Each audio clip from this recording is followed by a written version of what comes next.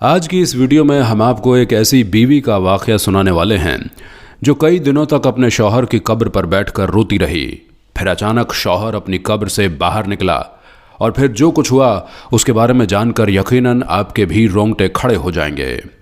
इसलिए दोस्तों, आज का ये वीडियो आप सभी के लिए बहुत ख़ास है। आप इस वीडियो को पूरा ज़रूर देखें और वीडियो को लाइक करने के साथ ही चैनल को सब्सक्राइब भी कर लें। प्यारे दोस्तों, हमारे करीबी गांव में एक साजिद नाम का लड़का रहता था जो कोई ख़ास पढ़ा लिखा तो नहीं था और ना ही उसकी कोई ख़ास शक्ल सूरत थी।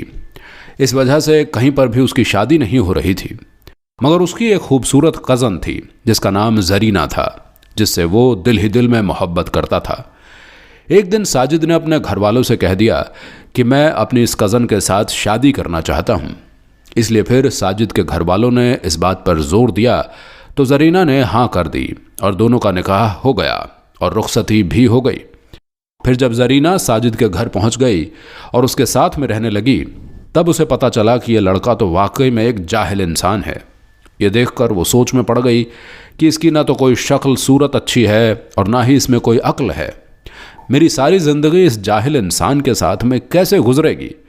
बस यही बातें सोचकर ज़रीना ने अपने दिल ही दिल में साजिद को नापसंद करना शुरू कर दिया, मगर वो खामोश रही। प्यारे दोस्तों, शादी के 3-4 दिन के बाद में आमतौर पर दुल्हन अपने माँ बाप के घर में चली जाती है। वैसे ही ये लड़की भी अपने घर चली गई, ये सोच करके कि मैं कभी भी इस घर में वापस नहीं आऊँगी।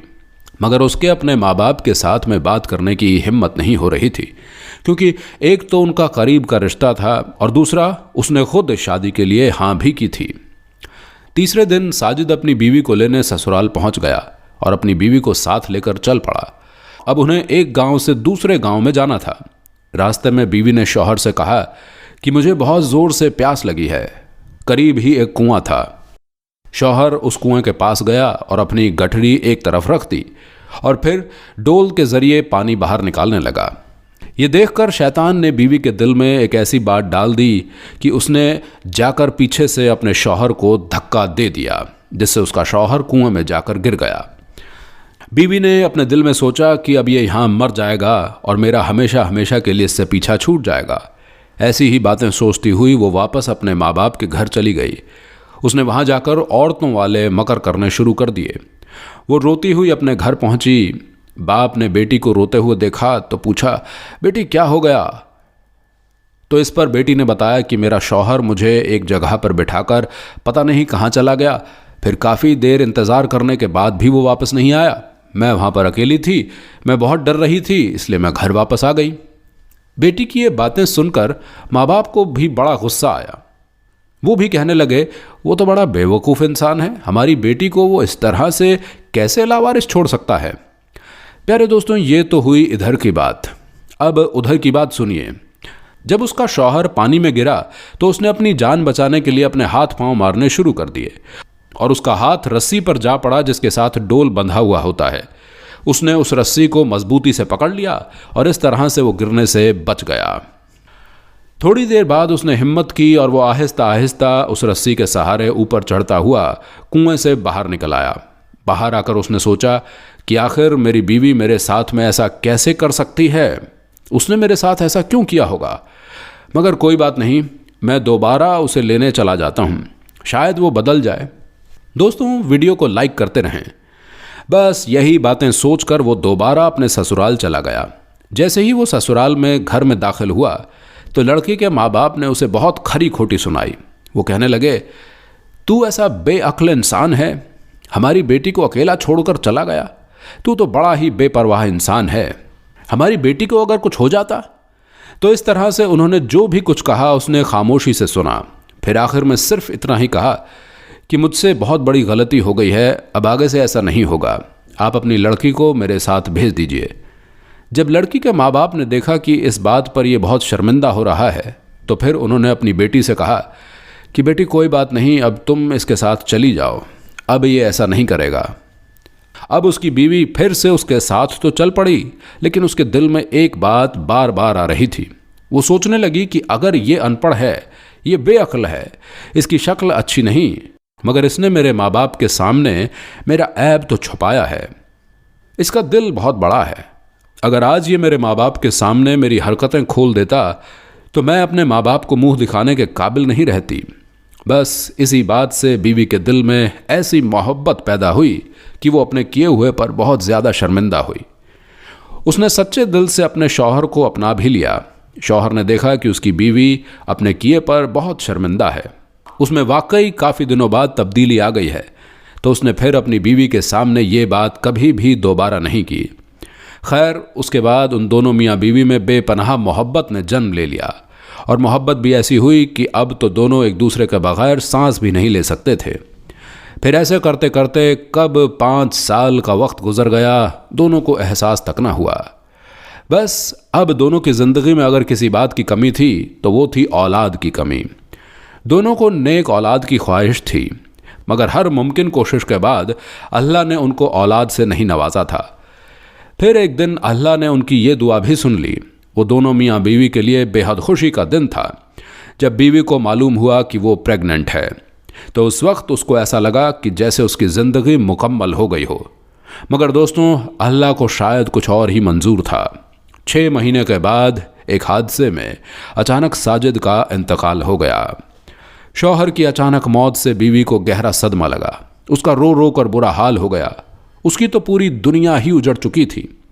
उसको ऐसा लगने लगा था जैसे कि वो अब जी नहीं पाएगी, मगर उसके जीने की आस, उसके कोख में पलने वाला वो बच्चा था। अब उसको उस बच्चे के लिए ही जीना था, क्योंकि बीवी अपने शौहर की आखिरी निशानी को न सिर्फ दुनिया में लाना चाहती थी, बल्कि उस पर परवान भी चढ़ाना चाहती थी। शौहर को फिर गांव के कब्रिस्तान में दफना दिया गया। वो रोज़ाना अपने शौहर की कब्र पर जाती कुरान पाक की तिलावत करती थी। दोस्तों, वीडियो को लाइक करते रहें। अब हर रोज़ कुरान पाक की तिलावत करना और रोना उसका मामूल बन गया था। कोई भी दिन ऐसा नहीं होता जब वो अपने शौहर की कब्र पर ना जाती थी। इस तरह से करते करते पूरे 9 महीने का वक्त बीत गया। अब वो भी वक्त आ पहुंचा कि इसका बच्चा कभी भी इस दुनिया में आ सकता था। एक दिन ऐसा हुआ कि बीवी अपने शौहर की कब्र पर बैठी रो रही थी, तो तभी अचानक से उसे शदीद दर्द होना शुरू हो गया। दर्द इस कदर तेज होने लगा कि वो वहीं पर अपने शौहर की कब्र के पास में गिर गई थी और मदद के लिए पुकारने लगी। मगर कब्रिस्तान में दूर दूर तक कोई भी नहीं दिख रहा था जो उसकी मदद के लिए आता। दर्द में उसे ऐसा लग रहा था जैसे उसका आखिरी वक्त आ गया है। उसने अल्लाह से मदद के लिए दुआ की कि या अल्लाह, मैं अपने शौहर की आखिरी निशानी को इस दुनिया में लाना चाहती हूँ। या अल्लाह, तू ही मदद करने वाला है। या अल्लाह, मेरी मदद फरमा। दर्द से तड़पते हुए बीवी को काफ़ी वक्त बीत गया था, मगर वहाँ पर कोई भी उसकी मदद के लिए नहीं आया था। अब तो दर्द की वजह से उसकी आंखें भी बंद होने लगी। उस पर मौत की सी कैफियत तारी होने लगी थी कि इतने में अचानक से किसी ने पीछे से आकर उसका हाथ थाम लिया। उसने अपनी रोती हुई आंखों से देखा कि होश उड़ गए। उसने देखा कि उसका हाथ थामने वाला कोई और नहीं बल्कि उसका शौहर साजिद ही था, जिसे देखकर वो रोने लगी और कहने लगी, साजिद, आप मुझे माफ़ कर दें। मैं आपकी आखिरी निशानी दुनिया में लाने से पहले ही शायद दुनिया छोड़ कर जा रही हूँ। शौहर ने प्यार से बीवी के माथे को सहलाया और फिर उसको उठाकर चल पड़ा। फिर जब बीवी को होश आया तो उसने देखा कि वो एक सुनसान जगह पर थी और उसे एक बच्चे के रोने की आवाज़ सुनाई दे रही थी। वो कुछ भी समझ नहीं पा रही थी।